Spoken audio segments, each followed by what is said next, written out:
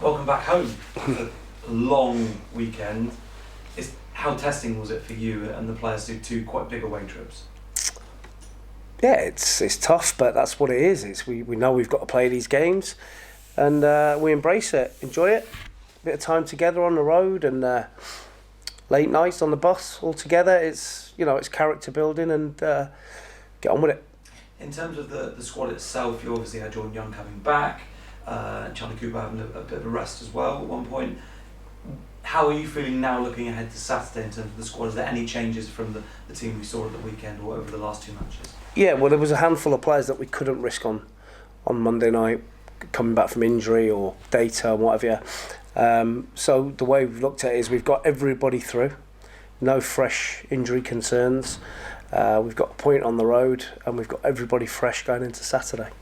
How big a point was that at Avely, considering what happened to Chelmsford as well? Yeah, it's a big point. If you look at their record on a Monday night at home, it's really good, and you can see why. The surroundings, the pitch, the floodlights. It's a difficult place. So yeah, credit. We dug a point out, and we've done that quite well. Matt obviously put himself about a lot on the pitch, and he looked like he might have picked up something towards the end, but I'm assuming he's okay for Saturday. It was just impact. It was a dead leg. He should be fine. He's a warrior, so he'll be fine. For this weekend, I think anyone who looks at the table would look at Welling and think top of the table, playing a team towards the bottom end, towards relegation. It's not as straightforward as that. You look at Welling's recent form; they pulled out some really good results. Yeah, I think they were 9 unbeaten before the other night. And they've played some big teams in that. So Rod, the manager's gone in there, done remarkably well in a short space of time.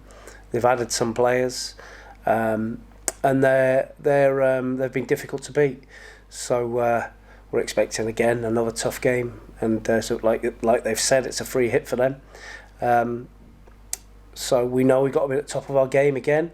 We're looking forward to being back at home in front of our fans and trying to put on a bit of a show and get another 3 points if we can. The news in the last few weeks has been dominated by obviously heavy rain, awful February, pitch is really struggling. Have you timed it quite well to have two games at Hewish now, considering the weather has turned and you're not looking at playing on a pitch that will get damaged?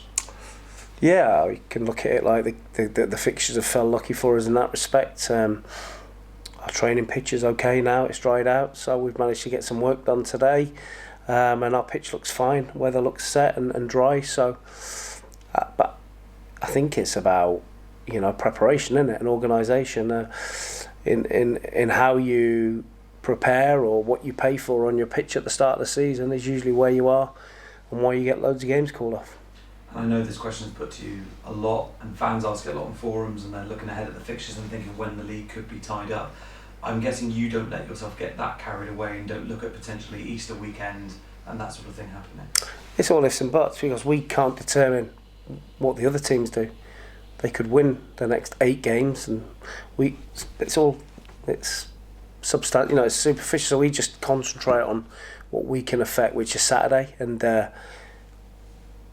if we get the right result on Saturday, then we're 3 points closer. That's the only way you can look at it.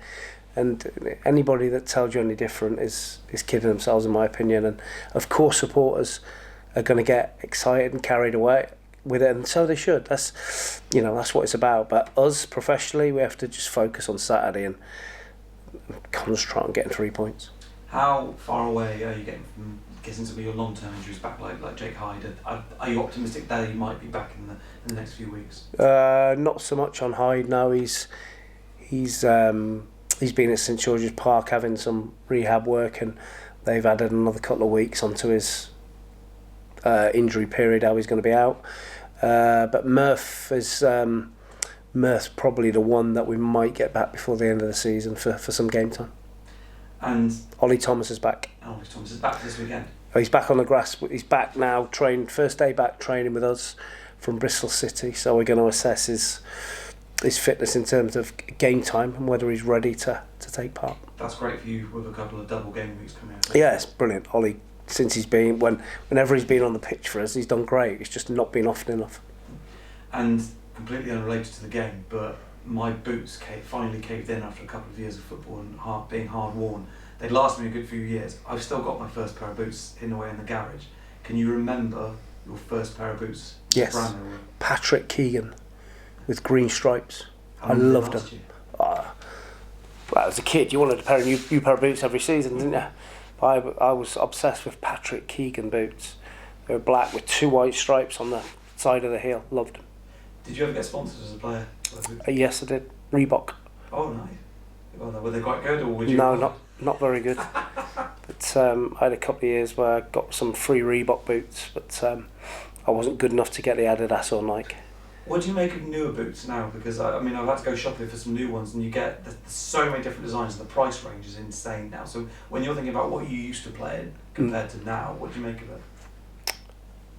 They haven't changed too much from when I played, but back then they had to be a bit more robust because people would stamp on your feet, and now you're not allowed really any contact. So I'd struggle to wear what the boys wear now. They're like light as a feather, no protection at all. So yeah, I'd really struggle with them. Keep the Patricks. Definitely. Thanks, Mark. Thank Good luck you. for the weekend. Hi Mark, how are you? Hi. Very well, yourself? Yes, thank you. Now, I believe Worthy and Charlie are both on 9 yellows. Had to spoil it, didn't you? Now, It's going so well. Positive, talking negative. would you look at that in your team selection this weekend, or would it not enter your mind whatsoever? Not one bit. But they will be told. Would they just play their normal game and not? No, we just can't. Just got to be careful. Can't make really any big contacts. But the way that we play, it's more about interceptions and blocks than big tackles. So most of our bookings are not from tackles, and that is for. I think if you breathe on a referee now, it's a yellow card. So you got to be so careful as to what you do. But they're not daft. They know if they get booked, they miss 2 games. So I'm sure they'll be on their best behaviour. You have been there and done that with regards to league titles, but you're going to have some passengers this season that haven't experienced that. How do you go about grounding those players and just keeping them level-headed?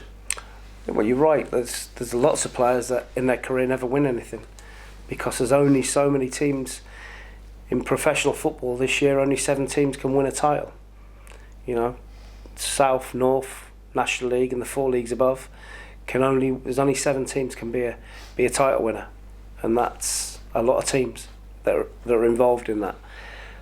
So it's a big achievement, and the closer you get to that, the pressure rises. And if the boys that have not been there rightly can become anxious, but the boys that have done it have to be there. They have to good advice, look after them, and we've got a really good group of guys that are together, and I've got no worries about that whatsoever. I think we have a team of winners, and they've proved that all season. And a title at the end of it, or I don't think will derail us.